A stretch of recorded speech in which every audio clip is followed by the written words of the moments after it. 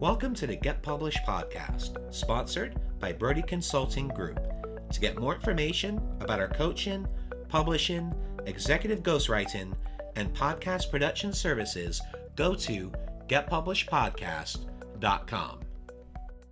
Hello, I am Paul Brodie, and thank you for joining us for another episode of the Get Published podcast, where we help authors get published with a proven system that works. And today, we're being joined by Kerri Salls, author of Multiply Your Business Value in 3 Steps.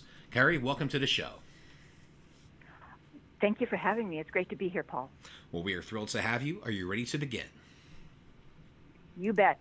All right. Question number 1. What is the one piece of advice that you would give to a first-time author who is currently writing their book? Well, that made me chuckle because I've been there. And so I would say, don't belabor it. My first book I postponed for almost 10 years, but then I went back and what I did was compile all these blog posts. And as a result of taking the blog posts and reorganizing them into the outline I had for my book, I only had to write an additional 20 pages.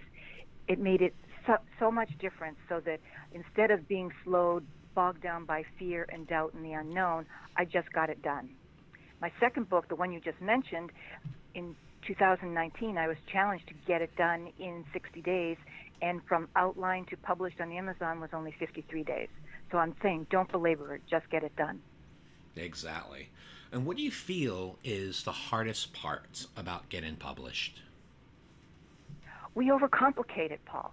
So I'm saying you really just have to realize, keep your ego out of all the editing and review cycles and expect that it's not going to be perfect. Don't go for perfectionism. Go for what is delivering the message that's so important to you to share with the world. Exactly. 2 mantras I always teach my clients is 1, don't be afraid to take the plunge, and 2, done is better than perfect. Just get that book out. Exactly. Well, let's talk about marketing. So please share a marketing strategy that you have used in your book launches that has worked well. Well, there are the basic ones that I've loved that are just get a press release out and get your email out to anyone and everyone that needs to know about your book. But the one that I enjoy the most is the personal touch of book signings at events and conferences, because you may not get everyone immediately buying your book, but everyone gets to see you associated with your book when they're walking by. So the volume of visibility and recognition is huge, and as a result, that's where I've gotten the most feedback in terms of recommendations back on Amazon. Well, you just brought up 2 great points, and they're actually 2 of my favorite strategies. So I want to unpack that just a little bit. Let's talk about the first one, and that is creating a press release. This is a strategy that my publishing company does, and it's not reinventing the wheel. It really is basically coming up with a formula and then just putting that information out. So could you walk us through the process and how you created a press release for your book launch? Well, I had a PR person she's basically the #1 person in Europe now. She's awesome, who gave me a formula. And I just literally take the past one and it's fill in the blank. So you need a real hook, not just the title in your headline. And you need a compelling reason why this is for them so that they'll even get beyond that first headline paragraph. And then it's all about the book and the value it brings to the audience rather than about me, because they don't care about me. They care about, again, what's in it for them. WIFM still applies with anything that you're delivering. And from there, not only am I putting out a full press release with all the context that I want them to have at the end, with a link directly to buy the book, but I'm also giving them something else that they might want from me in the bottom line about who I am and what I deliver to the marketplace. Because as much as this book is multiply your business value in 3 steps, I'm all about value growth. So I want them to have the domain of everything that I offer, not just the one book, because that's only a lead-in to everything else that I offer. And so I want them to have all of those pieces. But the press release is only going out through one agency. Then you can multitask using that in so many other ways. You can send it out to your mailing list. You can use it as a handout. You can use it as part of your introduction or as your marketing collateral. It's invaluable, and it doesn't expire. That's a great thing about a press release.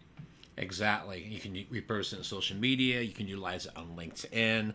I'm a huge believer in press releases, and I think it's a strategy that not enough people utilize, because obviously right now with the pandemic, it's a little more challenging on the whole doing the book signings, just because it's difficult, because there's a lot of people that can't do that, but you can still do them virtually. But I love being able to utilize press releases. We do it for every one of our marketing launches, and we explain to them, hey, this is how you want to utilize this for social media, your website, your LinkedIn. You could even put it in part of your email signature. It's just amazing the different things that you can do. And what people don't realize is this is one of the best credibility pieces that you can have, is having that customized press release, because it comes across as being so professional. And even people that want to go and do this themselves and go through that self-publishing journey, they could totally add this to that toolbox. Absolutely. It's still essential. It doesn't matter that you're doing it on your own. It's still essential and extremely valuable. Absolutely. Well, speaking of books, I'd like to know what is your favorite book, and what was the number one thing that you learned from it? Well, you've had other guests mention the same book. My favorite business book of all time is still Stephen Covey's 7 Habits of Highly Effective People. But specifically, his habit of begin with the end in mind. And the reason that one just hits home with me is because of my business. In my business, helping owners maximize value before they sell, I took begin with the end in mind and rephrased it to plan your exit from the outset. Because as much as people love to start the business and they get lots of support to help them envision and launch and grow their business, nobody's thinking about the end game. And yet, the sooner you start thinking about the end game, the more control you have. And Stephen Covey has a whole chapter on why this is so important.